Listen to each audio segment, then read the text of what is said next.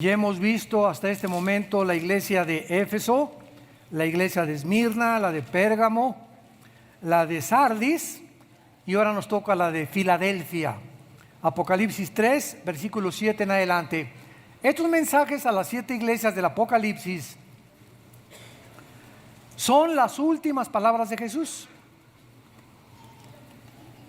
Y de las 7 iglesias que el Espíritu Santo escogió para en cada una enfocarse en diferentes características, diferentes exhortaciones, diferentes felicitaciones también. De estas 7 iglesias, a 5 de ellas les invita a Jesucristo a arrepentirse.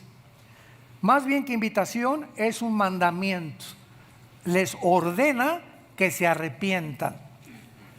Tú podías preguntarme, bueno, cuando yo me convertí a Cristo, pues me arrepentí de mis pecados. Claro, fue el primer paso. Y nuestros pecados ya están saldados completamente en la cruz de Cristo. Los pecados pasados, presentes y futuros, porque la salvación no se puede perder.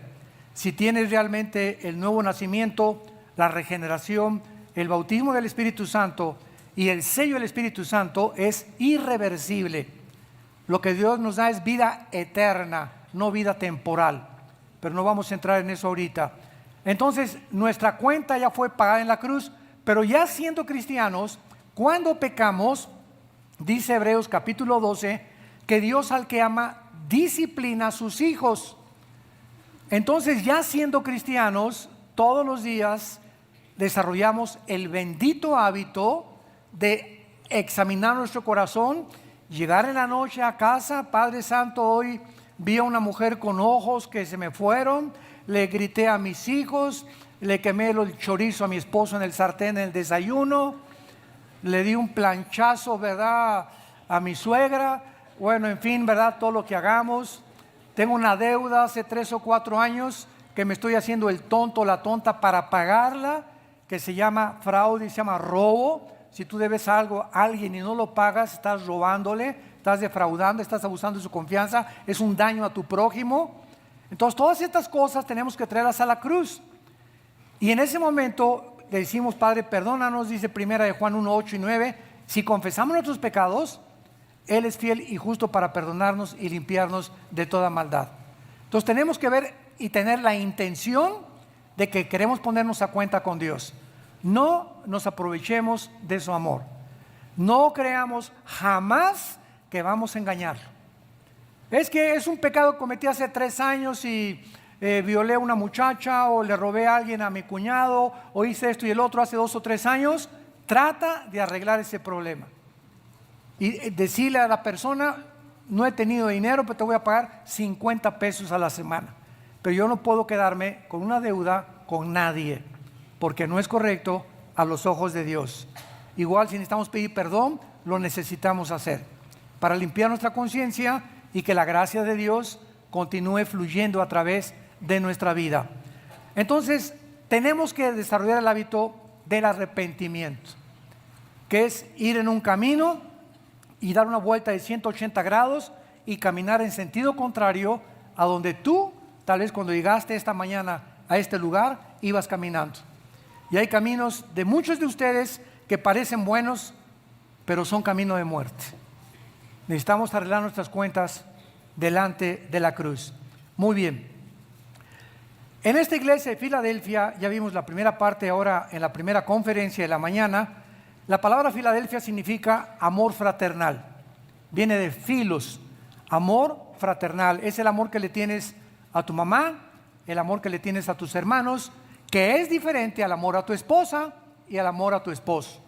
Es el amor que le tienes a tu patria, es el nacionalismo que tenemos, y entonces es un amor diferente al amor eros, que es el amor físico, la atracción física entre un hombre y una mujer. Ese es el amor a nivel animal, no que sea malo, pero si solamente prevalece la atracción física, no es de Dios.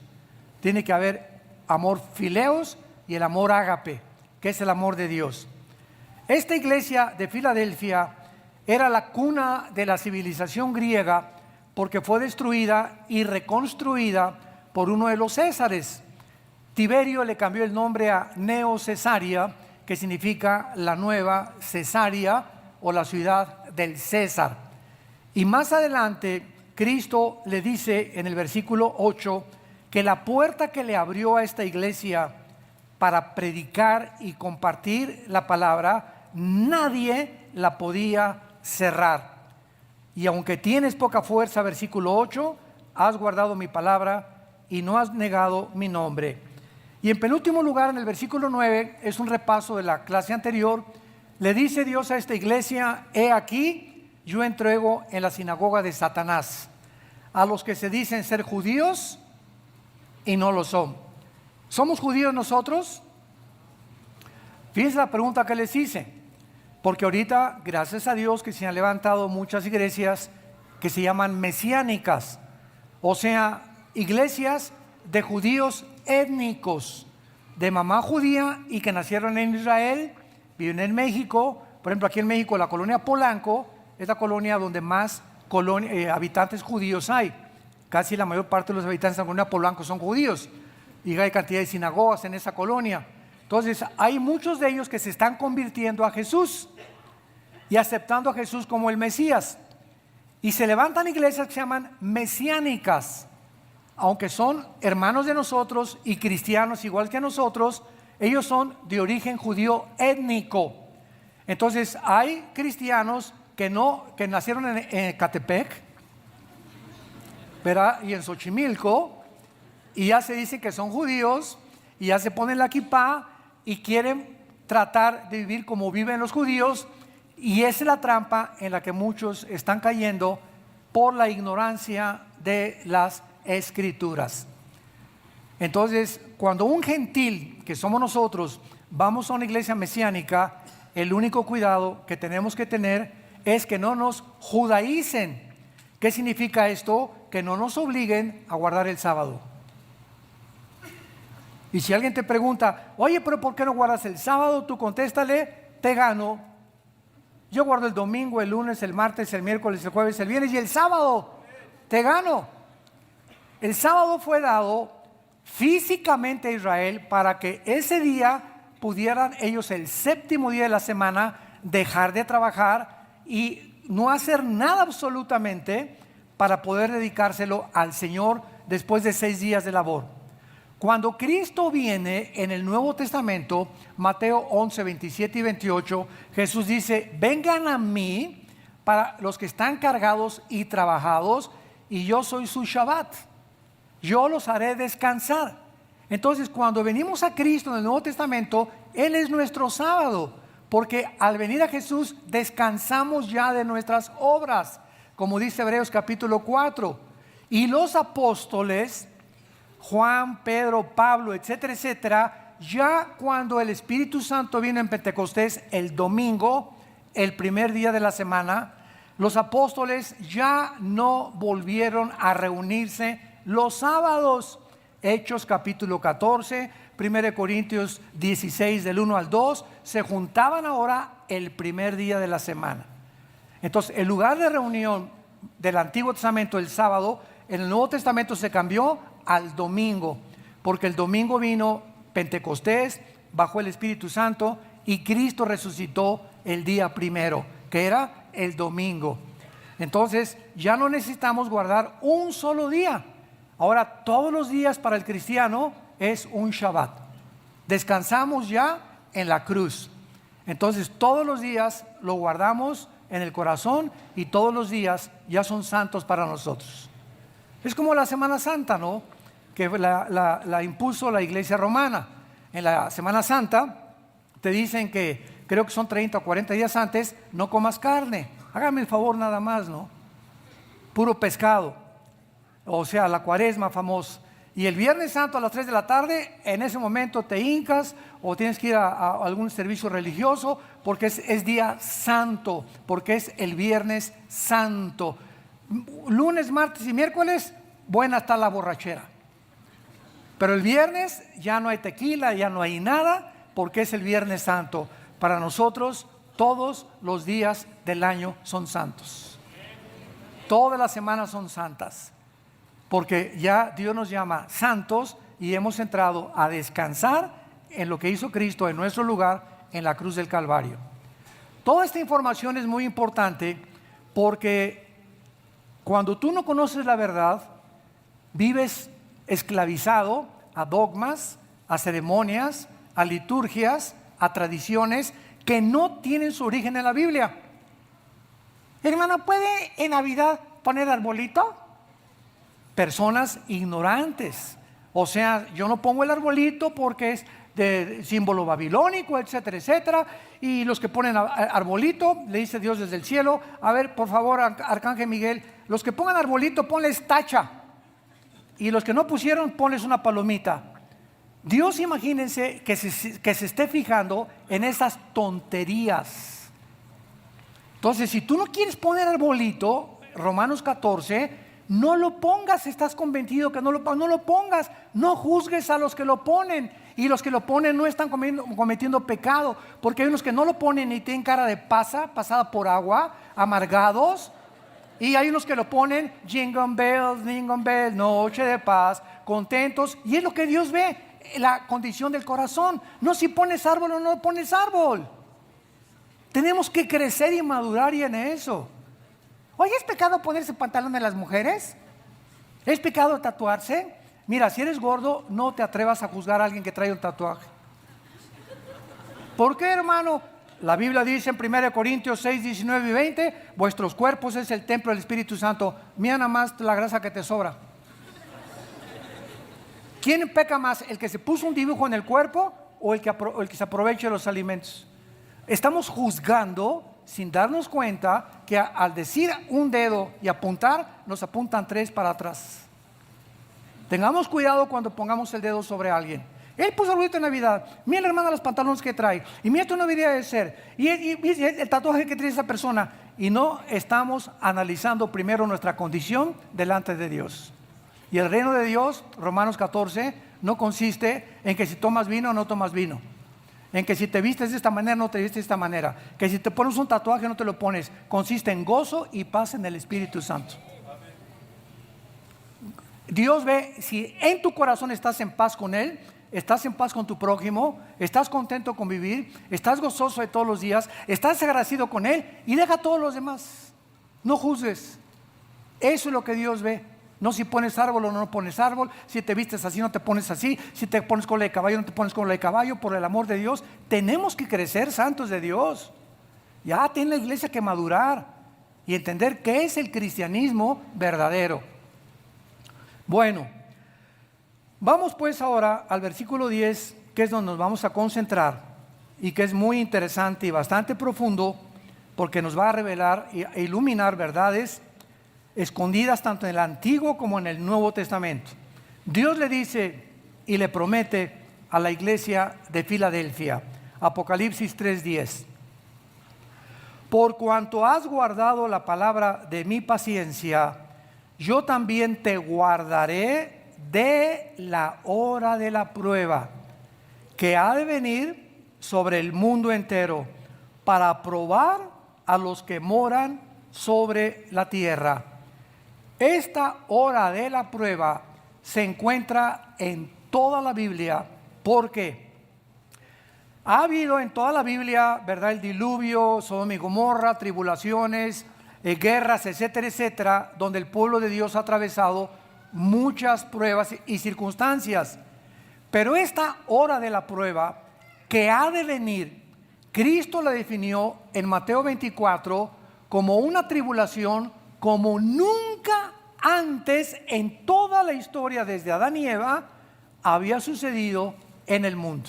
De un periodo de tiempo muy especial que está reservado no para la iglesia, que se llama en la Biblia de 2 maneras: la semana 70 de Daniel, Daniel 9, 24 al 27, o la tribulación y la gran tribulación. En esta área hay mucho debate escatológico entre unos que son pre-tribulacionistas, post-tribulacionistas o mid-tribulacionistas. ¿Qué quiero decir? Muchos hermanos nuestros creen que Cristo viene, el rapto, antes de la tribulación, lo cual yo lo creo así también, y creo que estamos en la posición correcta y lo voy a demostrar. Otros creen que es a la mitad, los mi-tribulacionistas, y otros creen que la segunda venida y el rapto es el mismo evento.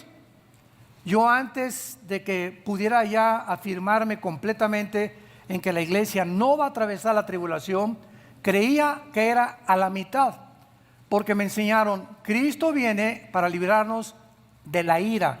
Romanos 5, 1 Tesalonicenses 1:9, 1 Tesalonicenses capítulo 5, versículos 3 y 4. Entonces, cuando comencé a analizar, yo dije, no, es que nos va a rescatar de la ira. Los primeros 3 años y medio son para que el anticristo, a través de la propaganda que el falso profeta o el líder religioso lo va a impulsar en el mundo, y va a hacer creer al mundo, el falso profeta, que el anticristo es el Mesías esperado, el que va a resolver los problemas y el que va a obligar que la gente se marque con el 666. Son los primeros 3 años de la tribulación, pero a la mitad de la tribulación comienza la gran tribulación. Entonces yo creía que a la mitad Cristo vendría en el rapto, pero nunca creí que la segunda venida y el rapto eran lo mismo, porque es imposible sostenerlo teológicamente. Muy bien, veamos nosotros algunos ejemplos. En toda la Biblia, cuando Dios ha castigado al mundo con plagas enormes, donde ha habido cataclismos tremendos, Dios siempre ha apartado a sus santos, a los cristianos, de los juicios que Él ha mandado en el mundo. El primero, el diluvio universal. Génesis 18. Abraham, ven para acá. Te voy a comunicar una verdad, porque Dios no hace nada sin darlo a conocer a sus profetas. Te voy a dar a conocer, Abraham, que voy a destruir el mundo. Sodoma y Gomorra, perdón. Pero primero con Noé. Voy a destruir todo un diluvio universal, y no va a haber nada que se salve más que tú, tu esposa, tus 3 hijos y tus 3 nueras. 8 personas fueron salvadas del diluvio universal. Viene después los Sodoma y Gomorra, Apocalipsis, Génesis 19 y 18. Abraham, ven para acá. Quiero decirte que tú eres un profeta, y yo sé que tú estás orando por tu familia, dando buen testimonio a tu familia. Voy a destruir Sodoma y Gomorra. Ve y busca justos para no condenar y que no mueran junto con los sodomitas. Todos conocemos la historia, Génesis 19, que Lot no encontró a nadie y pudo sacar a sus 2 hijas, porque la esposa de Lot, cuando iba saliendo, se voltea. Dios les prohibió que voltearan y se convirtió en estatua de sal. Y en Lucas dice la Biblia, acuérdense de la mujer de Lot, porque así será la venida de Jesucristo. ¿Qué nos quería Dios hacer conocer o hacer saber para recordar a la mujer de Lot? ¿Por qué tenemos que recordar a la mujer de Lot como un ejemplo de lo que va a suceder antes de que Él venga? Porque en Mateo 5 Jesús dijo que somos la sal de la tierra, y que cuando la sal pierde su sabor ya no servimos para nada. ¿Por qué se le pone sal a la carne? Para que no se eche a perder. Cuando salas algo, dura más tiempo, evita la corrupción. Nosotros los cristianos, con nuestro testimonio, estamos impidiendo, ahora que viene el transgénero y las leyes homosexuales, y que la educación es del Estado, etcétera, etcétera. ¿Quién es la voz en la sociedad que le dice al gobierno, con respeto y con mansedumbre, esto no es moral? Esto Dios lo condena en la Biblia. Ustedes tienen que cambiar de opinión. Vamos a dar nuestra opinión biológica, química, teológicamente, pero esto es una agresión a la personalidad, a la identidad, a la familia y al matrimonio. ¿Quién lo va a hacer si no somos nosotros? Y como dice el dicho, los malos triunfan porque los buenos no hacen nada. Entonces, si tú no levantas la voz y tú no vas a conocer lo que a Dios no le parece, eres un cobarde. Apocalipsis 21:8. Los que encabezan la lista al lago de fuego no son los borrachos, parranderos y jugadores, son los cobardes. Léelo, Apocalipsis 21:8. Están en primer lugar. Los cobardes encabezan la lista. Yo me preguntaba, ¿pero por qué los cobardes? Porque es el peor de los pecados, la cobardía de no decir lo que tú tienes que decir, porque te haces cómplice de la maldad. Como dicen en mi rancho, tanto peca el que mata la vaca como el que estira la pata. Si tú sabes de algo que no es correcto y no hablas y te quedas callado por miedo, eres un cobarde. Hace 2 semanas, nuestra hija Salem, estábamos comiendo en la casa de ustedes y siempre pues en la comida aprovechamos ya. Lo primero que les digo es, los iPhones, démelos, y aquí al refrigerador. En la comida no hay nada de iPhone. ¿Qué? Nada. Aquí vamos a mantener la conversación familiar. Nada que estás con el iPhone ahí y cada quien en el iPhone en la comida y en la cena, ¿verdad? Y se pierde ya la comunión en la familia. Entonces les quitamos a nuestros hijos el iPhone a la hora de la comida. Vamos a platicar de tu escuela, cómo te fue. No, papá, fíjate que pues tengo un maestro que me está enseñando filosofía y estamos estudiando a Emmanuel Kant y a Friedrich Nietzsche. ¿Y qué fue lo que dijo el maestro? No, pues digo, papá, que venimos del chango, de los animales, etcétera, etcétera. Y le dije a mi hija, ¿y tú qué hiciste, mijita? Me dice, papá, lo que tú me has dicho. Me paré y le dije, maestro, yo entiendo que usted, y lo respeto, nos tenga que dar esta información, pero no nos adoctrine ni nos haga que nosotros creamos eso, porque particularmente mis padres me han enseñado que no venimos de los animales, fuimos creados a la imagen y semejanza de Dios. Y si usted quiere tener una comunicación con mi papá, hágale una cita y papá se la da. Y le dije, esa es mi hija. Claro. No podemos quedarnos callados. Estudiantes que me escuchan, no te quedes callado. ¿No vieron la película Dios no está muerto? Bueno, es más o menos un caso igual, ¿verdad? Hay un estudiante que el maestro de filosofía la acorrala, etcétera, etcétera, y tuvo el valor, hasta su novia que se le puso al brinco, la dejó con tal de ser fiel a Jesucristo. ¿Cómo bendice Dios a esas personas que son valientes? Y los valientes arrebatan el reino de Dios. Muy bien. Veamos ahora a continuación. Tenemos el diluvio, tenemos Sodoma y Gomorra. En las plagas de Egipto, veamos en Éxodo capítulo 8 lo que pasó cuando Dios condenó a Egipto con 10 plagas. Vean lo que dice la Biblia que hizo Dios con su pueblo Israel. Éxodo 8, 22 y 23. Aquel día yo apartaré, o sea, cuando caigan estas plagas, dice Dios, yo apartaré la tierra de Gosén, en la cual habita mi pueblo, para que ninguna clase de moscas haya en ella, a fin de que sepan que yo soy Jehová en medio de la tierra. Y yo pondré redención, o sea, salvación, entre mi pueblo y el tuyo. Mañana será esta señal. Mientras en Egipto había tinieblas, el pueblo de Dios tenía luz. Tenían moscas, el pueblo de Dios no estaba libre de moscas. Cayeron los piojos, el pueblo de Dios no tenía piojos.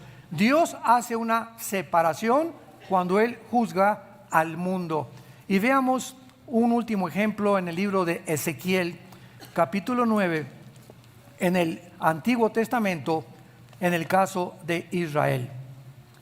Ezequiel es un profeta que se le llama del post-exilio. O sea que cuando Dios se llevó a Israel castigado a Babilonia, en el exilio, más de 100,000 judíos llevados por Nabucodonosor de Jerusalén a Irak, que es ahorita Babilonia. Ezequiel, después de que pasó esto, estaba pensando, Dios, ¿por qué castigaste a Israel? ¿Qué hicimos para que tú nos entregaras cautivos a nuestros enemigos? Entonces, fíjense lo que hace Dios. Dios agarra a Ezequiel y lo transporta en el tiempo hacia el pasado. Porque en la Biblia encontramos a gente que Dios ha atravesado, lo ha llevado a través del tiempo hacia el futuro, como cuando Juan escribió el Apocalipsis, fue transportado 2000 años al futuro. Pablo fue sacado y fue llevado al cielo. Juan fue llevado al cielo vivo. Y Ezequiel es transportado al pasado. Entonces le dice Dios en el capítulo 8 y 9 de Ezequiel, léelos hoy en la noche en tu casa: mira por qué castigué yo a Israel. Y entonces, al viajar al pasado, Dios lo mete a las mentes de los líderes de Israel. Y le dice Dios a Ezequiel, vean ustedes el capítulo 8, versículo 8: hijo de hombre, cava en la pared, he aquí una puerta, entra y ve las malvadas abominaciones que estos hacen allí. Entré pues, ya está Ezequiel en el pasado, mirando lo que hicieron los líderes de Israel, y he aquí toda forma de reptiles y bestias abominables y los ídolos de la casa de Israel pintados en la pared por todo alrededor. O sea, este es un símbolo de que las paredes de la mente de los líderes estaban llenas de pornografía. Los reptiles y las bestias abominables son símbolos de inmundicia en Levítico capítulo 11. Y no hay inmundicia más grande para nuestra mente que la pornografía. Y cuando tú ves pornografía, estás pintando, retratando.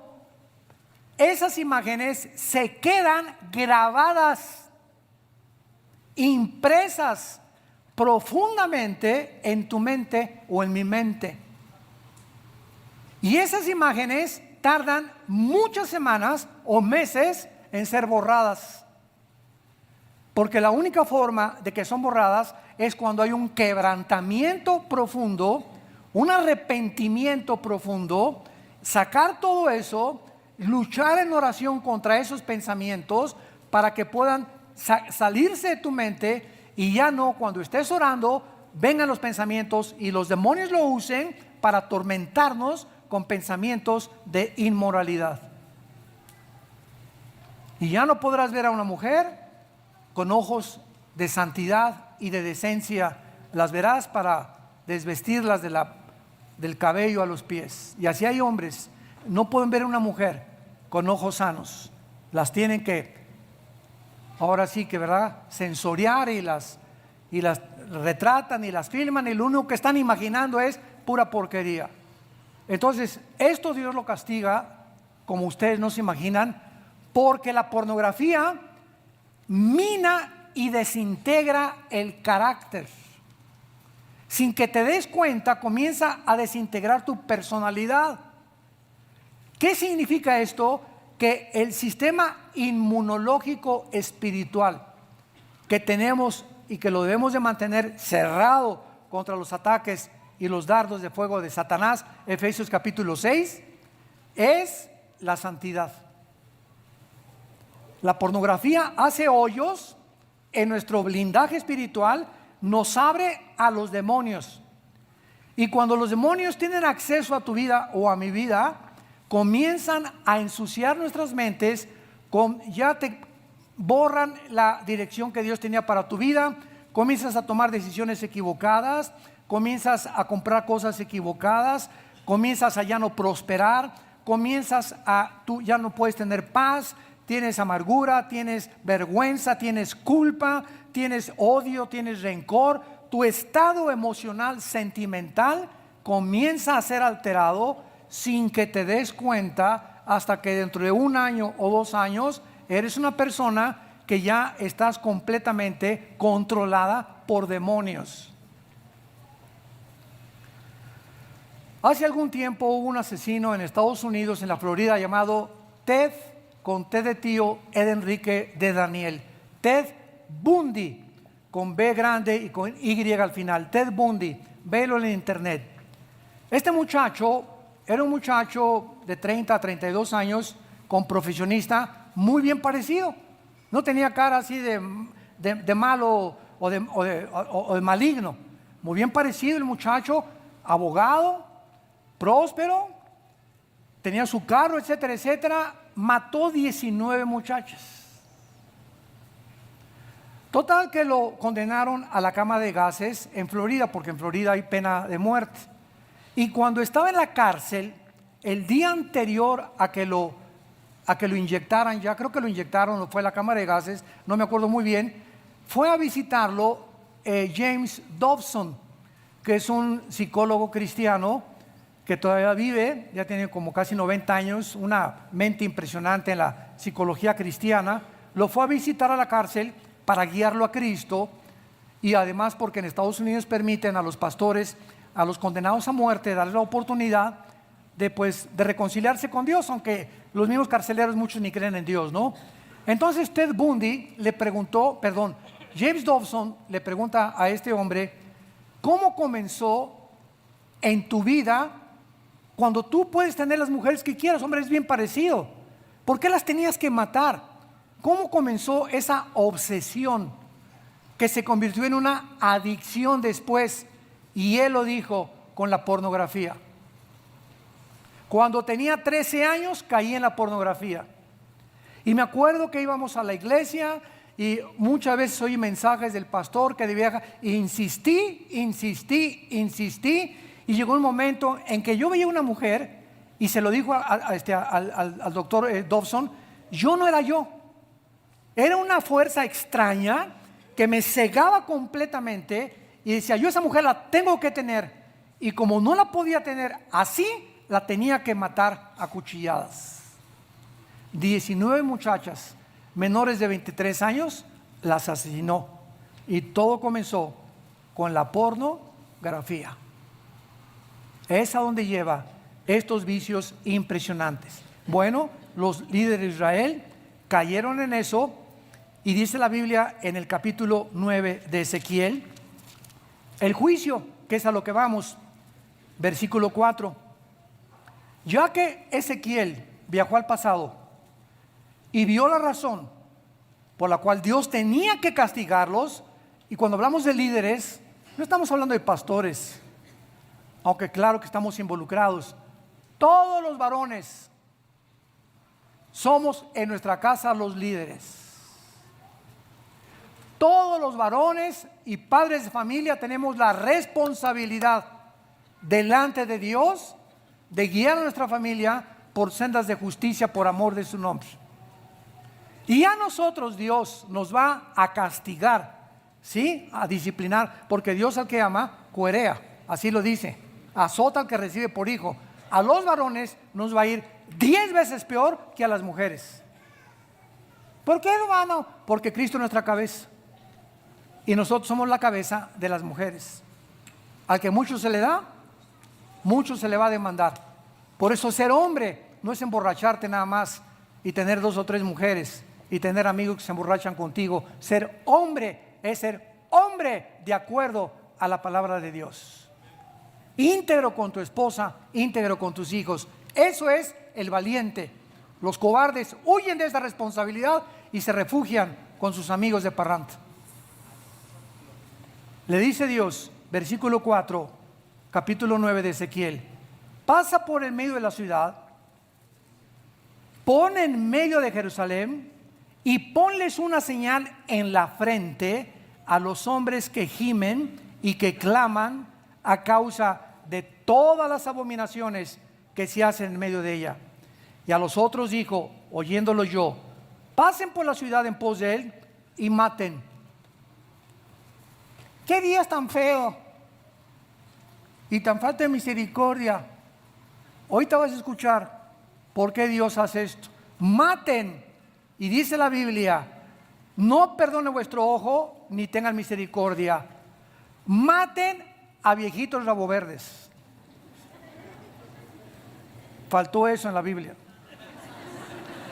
Jóvenes, vírgenes, niños, mujeres, que no quede ninguno. ¡Qué barbaridad! Esto es un genocidio.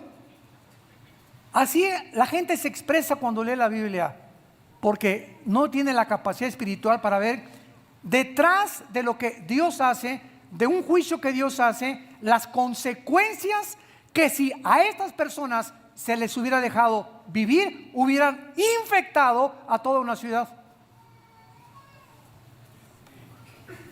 Si tienes una cubeta con jitomates y el de hasta arriba está podrido, ¿qué haces? Ay, ¿cómo vas a tirar? Claro que tiro el podrido. ¿Por qué? Para evitar que los otros 99 se pudran también. Este es el método de juicio de Dios. Dios prefiere llevarse 30, 40, 50 personas y que sobrevivan 1000. Si ese grupo de personas están tan infectadas que ya no tienen solución más que llevarlos a la otra vida. Ahora, otra cosa, Él es el autor de la vida. Y como autor de la vida, Él es soberano para tratarnos y llevarse a la otra vida a los que Él quiera, como quiera, cuando quiera y como quiera. ¿Te gustó? Entonces, tú no puedes acusar de genocida a Dios porque Él no es hombre como tú y como yo. Ni de asesino porque Él no está asesinando. Él tiene el derecho como creador de disponer de su creación. Pero la gente ni los ateos no lo entienden esto. Vemos nosotros que los únicos que Dios salvó es a los que estaban marcados con la señal, porque esta palabra en el hebreo es una cruz. Qué interesante, ¿verdad? Y cuando venga Dios ahora con las tribulaciones y con los que vienen del mundo, los que estamos marcados y sellados por el Espíritu Santo, Efesios 1, 13 y 14, no vamos a pasar la tribulación. Y créame lo que los cascos del Apocalipsis ya se escuchan en el cielo. Y ahorita ya en Suecia existe la marca en la piel, y en Noruega y en los países escandinavos. Ahí está un video circulando ahorita por todas las redes que es viral, cómo se están metiendo ya el chip para poder comprar, vender, aunque no es el del anticristo, es el terreno que está preparando cuando el anticristo surja. La tecnología ya existe en nuestro mundo actual. Lo que hace 2000 años la Biblia profetizó, que la economía sería controlada por un hombre llamado el anticristo, cuando ni los chips ni las computadoras existían. Entonces vemos nosotros, ¿verdad?, que la promesa del Señor es que los que confían verdaderamente en Cristo, en la iglesia, regresamos a Filadelfia, Apocalipsis 3, y han hecho su voluntad, quedarán por completo fuera de la hora de la prueba, cuyo objetivo es probar a los moradores de la tierra. Ahora, muy bien, esta hora de la prueba se refiere sin duda alguna a la semana 70 de Daniel. Y ya con eso despejamos todas las incógnitas y todas las dudas de cuándo será la tribulación. No sé cuántos de ustedes sepan que hace 2600 años, para que no lo saben, hace 2600 años, en el libro de Daniel capítulo 9, se le aparece un ángel a Daniel y le dice a Daniel: Daniel, quiero decirte que Dios no ha acabado con Israel, porque en el tiempo de Daniel, él se puso a orar y descubrió que Jeremías se encontraba la profecía que a los 70 años de estar en Babilonia, Dios los iba a regresar a Jerusalén.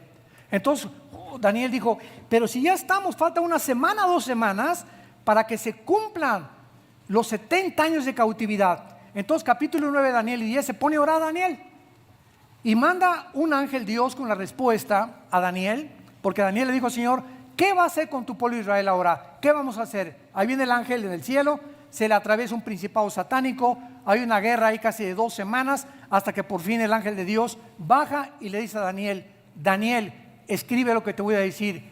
Israel tiene 490 años todavía en el programa de Dios. Y esta cantidad se la da con 2 cifras, 70 años de años. Israel tenía semanas de días, semanas de meses y semanas de años, Israel. Entonces le dice: 70 años o 70 días están destinadas para Israel. 7 por 7, 49, 490 años. ¿Cómo lo sabemos? Porque cuando comience la orden de que se reconstruya Jerusalén, síganme con mucho cuidado, hasta el Mesías habrá 483 años.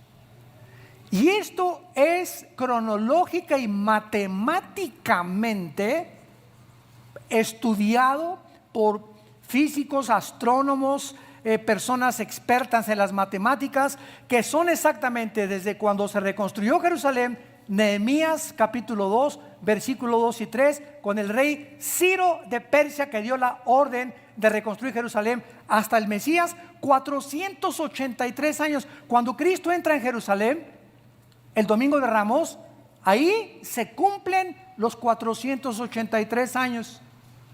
¿Y qué pasa cuando se cumplieron los 483 años? ¿Cuánto falta para 490? 7 años, que son los 7 años que falta para Israel para que termine Dios con ellos, pero se interrumpe el calendario de Dios.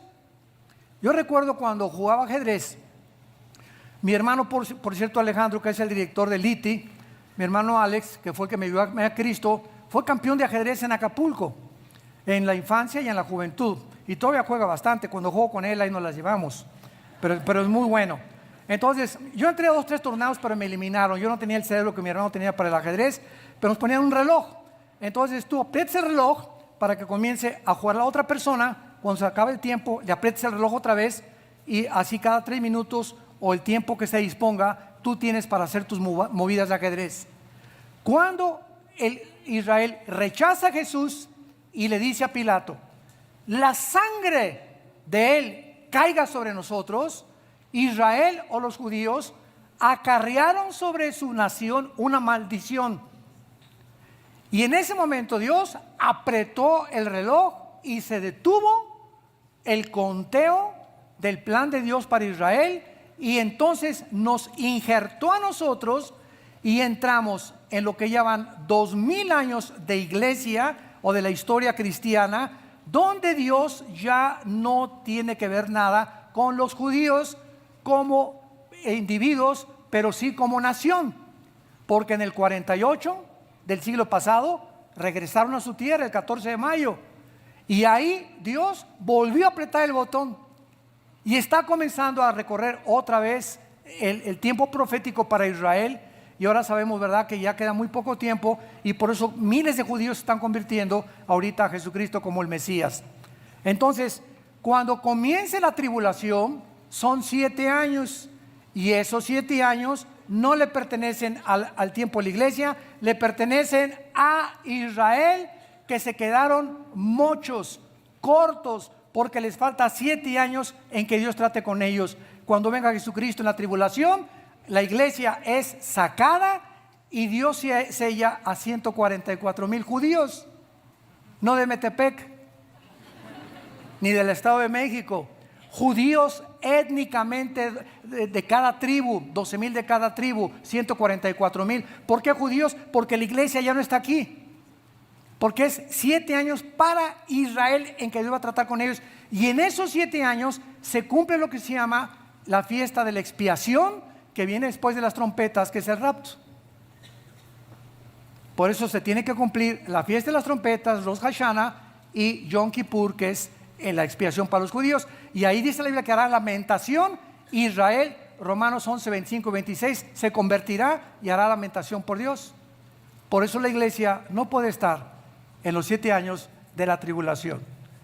Y afirmar otra cosa es desconocer que la semana 70 le pertenece a Israel, al pueblo de Dios en el Antiguo Testamento, y no a nosotros. Y por eso el Apocalipsis tiene 80 citas del Antiguo Testamento.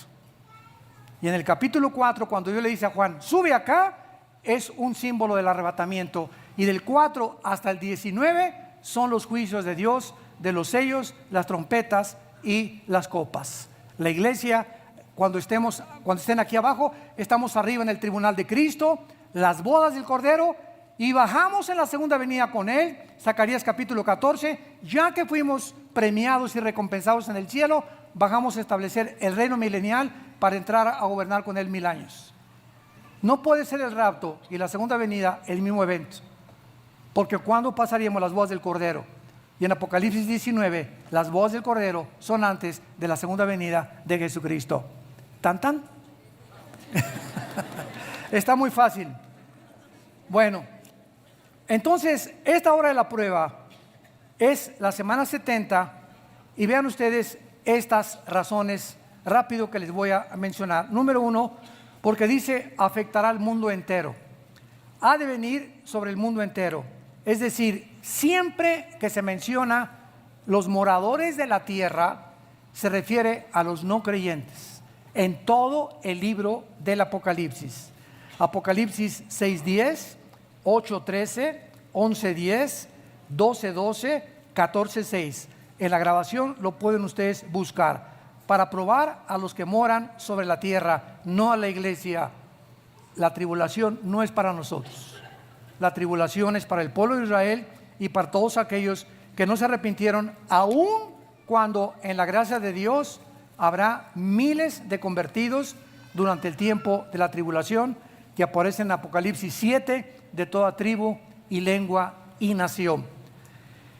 Y en penúltimo lugar, en Apocalipsis 3, versículo 11, le dice Dios a Filadelfia: he aquí yo vengo pronto. Retén lo que tienes para que ninguno tome su corona. Vean ustedes el consejo. He aquí yo vengo pronto. Jesús declaró vez tras vez, tras vez, tras vez, que regresaría a la tierra. El Señor está cerca. Filipenses 4:5. Porque aún un poquito el que ha de venir vendrá. Hebreos 10:37. Tened también ustedes paciencia y afirmen sus corazones, porque a la venida del Señor se acerca. Santiago 5:8. He aquí yo vengo pronto. Apocalipsis 3:11.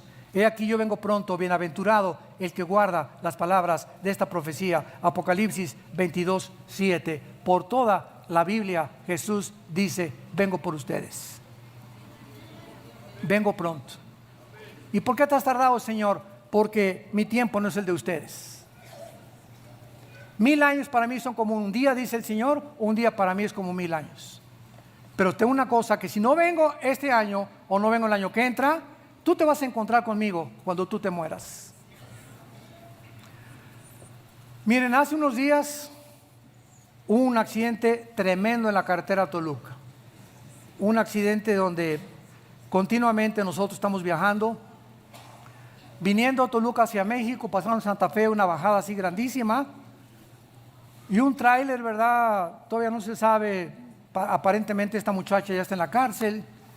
Dicen que no estaba drogada ni borracha. Están investigando si los frenos o que no los frenos. La cuestión es que hubo 10 muertos. Imagínate tú salir de aquí de Toluca, estamos en México, ¿verdad? Perdón. Salí de Toluca a las 5 de la tarde para regresar a México, tranquilo y todo, ¿no? El doctor me dijo que estoy muy bien, nada de colesterol ni triglicéridos, me siento contento, estoy chavalón todavía, etcétera, etcétera. ¿Quién se iba a imaginar que a las 7 de la noche aproximadamente te ibas a morir? Porque alguien venía detrás a más de 100 kilómetros, ibas a morir entre los fierros de tu coche. ¿Lo sabes tú si eso te puede pasar a ti hoy saliendo? ¿Hoy en la noche? ¿Mañana? Todas esas personas que murieron, ninguna de ellas se imaginó eso. Todos pensaban amanecer. Mi amor, ya voy para ti, nos vemos en la noche para cenar. Nunca hubo esa cena. El Señor dijo: este día vengo por ti. En vista de que nuestra vida pende de un hilo, damas y caballeros, ¿no harías bien en ponerte a cuentas con Dios hoy mismo? En pedirle perdón por tus pecados y creer lo que Cristo hizo en la cruz por nosotros. Porque si a ti te sorprende la muerte, como a millones de personas todos los días, y tú no has hecho la paz con Dios, tú puedes decir lo que quieras, mascar chicle, burlarte, decirle no lo creo. Estas palabras son fieles y verdaderas. Te espera el infierno por toda la eternidad. Ya no hay reencarnación, no hay purgatorio, no hay limbo, no hay ninguna oportunidad. Hebreos 9:27. Está establecido que muramos una sola vez y después el juicio. No hay después de tu muerte otra oportunidad. Lo dijo Jesucristo: cuando oigas su voz, no te endurezcas. Ven a la cruz hoy, que Él te está hablando. Esto es una advertencia. Retén lo que tienes para que ninguno tome tu corona. Esto es un hecho peligrosísimo para terminar. Dios nos advierte que podemos perder, a los que somos salvos, a los cristianos, nuestras recompensas. Personajes bíblicos, escúchenme esto, que perdieron el derecho de ocupar el lugar que Dios les había asignado, fueron Jacob, pasó a ocupar el lugar del primogénito Esaú. Rubén, por acostarse con su madrastra, fue reemplazado por Judá. Saúl, por desobediente, desplazado por David. Judas, reemplazado por Matías. Y los judíos reemplazados temporalmente por nosotros, la iglesia de Cristo. No es como comienzas, sino como terminas lo que vale delante de Dios. ¿Cuántos cristianos 10 años iban a la iglesia y todo, algo les pasó a la mitad de su vida, que se apartaron del Señor, apostataron? Y tal vez muchos eran salvos, otros no. Pero los que son, Dios o se los lleva a casa antes de tiempo, o si no se los lleva, es porque nunca fueron salvados. Les ha pasado lo que al vómito que tiene el perro. Segunda de Pedro 2:24. El perro cuando vomita se come el vómito, y la puerca, oink, oink, oink, oink, oink, sacas al cuche o al puerco o como al marrano, como le llamen, lo metes al lodo y le echas Chanel, le echas champú y le pones un mojito rojo y échale un poquito oink, oink, oink, oink, oink, oink, oink, oink, y regresa otra vez a revolcarse en el lodo. ¿Por qué? ¿Por qué el puerco regresa a revolcarse en el lodo? ¿Y por qué el perro no puede dejar de comerse lo que vomita? Porque es perro y porque es puerco. Para que el perro deje de hacer lo que hace, se le tiene que cambiar su naturaleza. Tiene que dejar de ser perro. Y el puerco es su naturaleza, el lodo. Entonces, para que el puerco ya no viva en el lodo, se le tiene que cambiar su naturaleza. Y este ejemplo usa Pedro para demostrar que en su segunda carta, en el capítulo 2, todos los apóstoles que él mencionó, que más les valió no haber escuchado el mensaje de la salvación, sino que habiéndolo oído se alejaron, no eran salvos, regresaron a su vómito y al lado de donde Dios los quería sacar. ¿Perteneces tú a esa clase de persona? Solo tú lo sabes. Pero si tú en este momento que escuchas este mensaje no estás viviendo santamente, no estás purificando tu corazón, no te estás arrepintiendo de tu vida, ya dejando la pornografía, tus adicciones o lo que sea, tu cristianismo te puede algún día acusar y volverse en contra de ti. Y si no lo haces, te convertirás en enemigo de la cruz.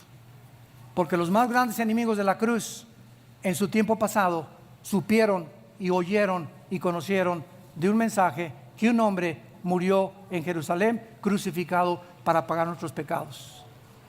Carlos Darwin oyó el Evangelio, Sigmund Freud oyó el Evangelio, Carlos Marx oyó el Evangelio, Friedrich Nietzsche, el más grande ateo del siglo XX, quería ser cura, Stalin quería ser cura, y todos esos hombres tuvieron una oportunidad que Dios les dio y se convirtieron en enemigos. Al decirle a Cristo, acabas creyendo en cualquier otra cosa. Esa es la tragedia más grande que le puede pasar a un ser humano. Padre, te damos gracias en esta mañana por tu palabra y por la promesa que nos has hecho de librarnos de la hora de la prueba que vendrá sobre el mundo. Tal vez el mes que entra, un año, no sabemos, pero lo que sí sabemos es que hemos entrado al principio de dolores. El mundo está comenzando a ser sacudido por la inestabilidad económica, filosófica, moral, militar, política. Es un mundo confundido el que nos rodea actualmente, y estamos viendo cómo la naturaleza ya se está volviendo contra nosotros. Tsunamis, incendios, terremotos, lluvias torrenciales, inundaciones. Y aunque todos estos fenómenos han sucedido siempre en la historia, nunca habían convergido con tanta fuerza ni con tanta frecuencia como lo está haciendo actualmente la naturaleza en los últimos años. Tú nos estás hablando fuertemente cuando todas estas cosas sucedan, y cuando ese momento llega, tú te presentarás igual que yo delante de Dios para bendición o para maldición eterna. ¿Qué tengo que hacer?, me preguntarás. Dile con todo tu corazón en este momento estas palabras: Señor, te pido perdón por mis pecados. Creo que en esa cruz pagaste por ellos mediante el derramamiento de tu sangre preciosa. Creo que a los 3 días te levantaste de la tumba, volviste a vivir para darme en este instante la esperanza de algún día yo también resucitar y vivir contigo por toda la eternidad. Te invito, Jesús, a que seas mi Salvador y mi Señor, y te doy las gracias por tan grande amor en Cristo Jesús. Amén.